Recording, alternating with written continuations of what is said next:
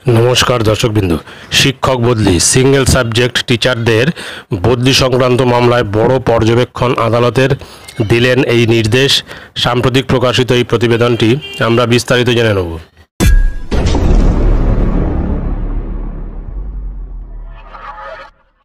ট্রান্সফারের মামলায় স্বস্তি পেলেন শিক্ষিকা। আদালত শিক্ষিকার বদলির আবেদন পুনর্বিবেচনার নির্দেশ দিল স্কুল সার্ভিস কমিশনকে।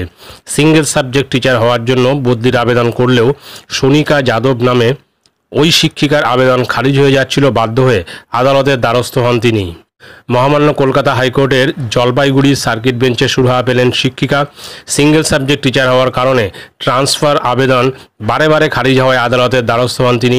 মহামান্য বিচারপতি রাজা বসু চৌধুরী উল্লেখযোগ্যভাবে পর্যবেক্ষণ করেন যে নির্দিষ্ট ট্রান্সফার রুলের আওতায় ট্রান্সফার একজন শিক্ষকের অধিকার এবং তা সিঙ্গেল সাবজেক্ট টিচার গ্রাউন্ডে রিজেক্ট করা যায় না যদি শিক্ষক আইনের আওতায় যোগ্য হন।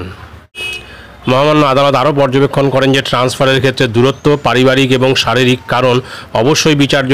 এই মর্মে শিক্ষিকার আবেদন পুনর্বিবেচনার নির্দেশ হয় স্কুল সার্ভিস কমিশনের ওপর এবং পোর্টাল বন্ধ থাকার কারণে অফলাইনে সেই বিবেচনা করতে হবে এবং স্কুলের ভ্যাকেন্সি অপশনও শিক্ষিকাকে দিতে হবে শুনানির সময়।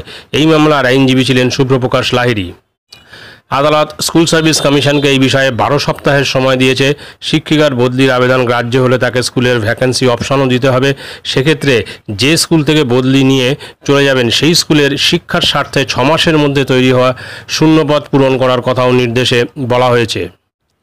সুতরাং বোঝা যাচ্ছে যে বহুদিন থেকে এই সিঙ্গেল সাবজেক্ট এই তকমাটা দেওয়াতে প্রচুর শিক্ষক শিক্ষিকা যারা উচ্চ মাধ্যমিকের ক্লাস নেন বা উচ্চ মাধ্যমিকের শিক্ষক শিক্ষিকাদের জন্য একটা বাধা হয়ে দাঁড়িয়েছে এবং কোর্টের মাধ্যমে তাদের সেই ট্রান্সফার নিতে হচ্ছে। অর্থাৎ ট্রান্সফারের যে নিয়মকানুন এমনভাবেই করা হয়েছে যে সিঙ্গেল সাবজেক্ট টিচার হলে আশেপাশের কোনো স্কুল থেকে কাউকে ধরে আনতে হবে, তাহলে সে ছাড় পাবে।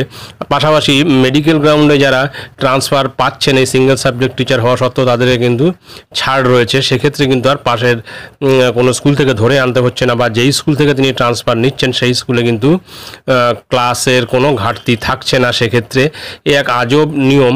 তো যাই হোক, এই শিক্ষিকা কিন্তু কোর্টের মাধ্যমে ট্রান্সফার পেলেন এবং সিঙ্গেল সাবজেক্ট টিচার যারা রয়েছেন তারা কিন্তু কোর্টের মাধ্যমেই ট্রান্সফারটা পাচ্ছেন।